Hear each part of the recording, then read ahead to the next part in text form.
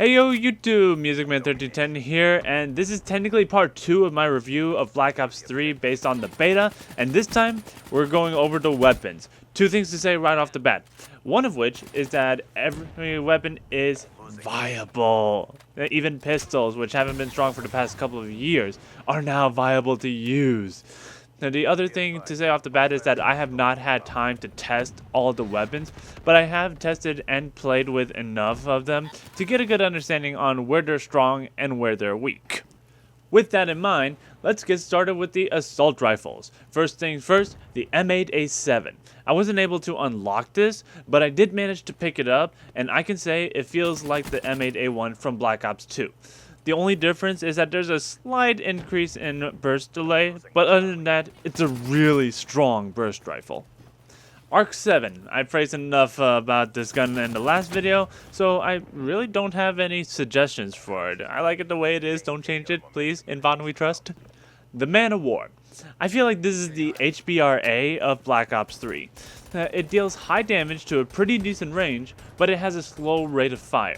As it is, it's balanced for what it's trying to accomplish. Not so much else needs to be said about it. Plus, accuracy is pretty decent considering it's a high powerful weapon, so there's always that plus. The HVK-30. If I remember correctly, people were calling this the BAL of Black Ops 3. However, I feel like it's the BAL when Advanced Warfare came out. What I mean is that when AW came out, if you were to ask anybody what their favorite submachine gun was, most likely their response was the BAL, which was an AR. I don't mind a high rate of fire, low damage theme, but I think that if the hipfire cone was increased by about 5 to 10% and the ADS recoil was increased by about 5%, then it would feel more like an assault rifle than a submachine gun. The Shiva. Good note. Very high damage. Like 2 shots at mid-range, high damage. Deal breaker. Very slow rate of fire. Probably as fast as how I just said that last sentence. Now, this is super annoying to cope with, so if anything, add another 50 rounds a minute to the, or even 100 rounds a minute to the rate of fire, so it can at least compete with most of the full auto assault rifles, even some of the burst weapons. Now for the SMGs. The Kuda is fine as it is. I don't really want it to change because it plays similar to the MP5 and I actually like the MP5. But other than that, the Razorback. The SMG that most people think is the most OP sub in the game. I personally don't see why people think that. When I picked it up, I first thought that it performed exactly like the HVK in the sense that this submachine gun could be everyone's favorite AR, assault rifle. For me, the rate of fire still needs to be faster by about 100 rounds a minute, and with that, damage needs to be just a tad bit weaker. I still like the 3-shot kill potential, but that needs to be more up close for an SMG rather than some distance away. The Weevil. I like how this looks and shoots like the P90. It deals pretty good damage overall, but I feel like it drops from 3 shots to 4 shots to kill too quickly. A meter or two of increased 3-shot to kill range should be enough so it can compete with the Kuda and Razorback. The Vesper. This to me reminds me a lot of the Scorpion from Black Ops 2. Very high rate of fire, very low damage by itself at least. But my only complaint is that it may be too fast to shoot, so I would probably lower the rate of fire by 50 rounds a minute should be good enough. A quick reminder that what I suggest for improvements is based on my personal hands-on experience and does not represent what other people feel about the guns. With that in mind, I'm going to move on to the sniper rifles. The Locust is probably one of the better sniper rifles that I was able to mess around with.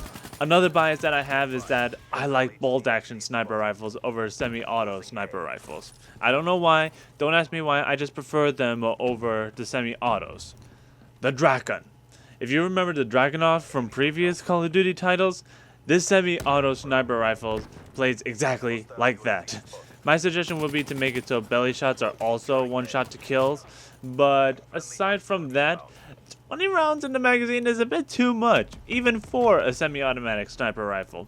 15 rounds is fine, but 20 rounds is just too much, it feels like.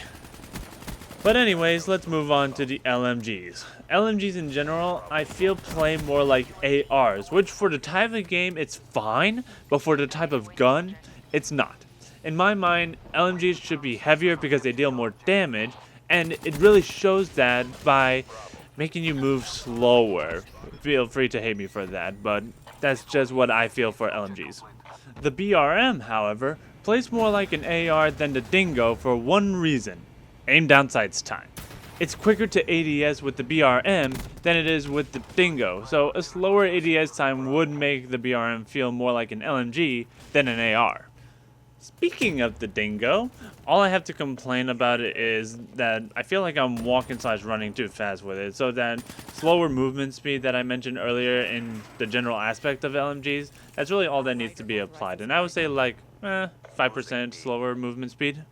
Next are the shotguns, starting with the KRM 262, or 262, or 262, or however you want to call it. Overall, it's a good pump action shotgun. It deals high damage, especially up close where it shines. The only thing that I would change would be to give it a faster rate of fire. I feel like it takes way too long, even for a pump action shotgun, to just repump the chamber after shooting. The Haymaker 12 is next, and it plays similar to the S12 from AW. I do need to say that the rate of fire is slower for the Haymaker than it is for the S12, but I think that's overall a good thing. I feel like the S12 shoots way too fast for a shotgun. Last things are the pistols. Basically, the MR6, my personal favorite, plays like the TAC-45 from Black Ops 2, and the RK5 plays like the B-23R from Black Ops 2, both of which are really strong, don't get me wrong, and I personally like them the way they are. No real changes needed considering how weak the pistols have been coming out in the past couple of titles. That's going to be it for this video, and at this point, there probably won't be another Black Ops 3 video until November when the game comes out. Sorry. But until then, enjoy some of my Advanced Warfare videos. Leave a like if you enjoyed this video. Subscribe for more. I do have a Twitter. It's in the description below. And this is the Music Man 1310 signing out. Peace.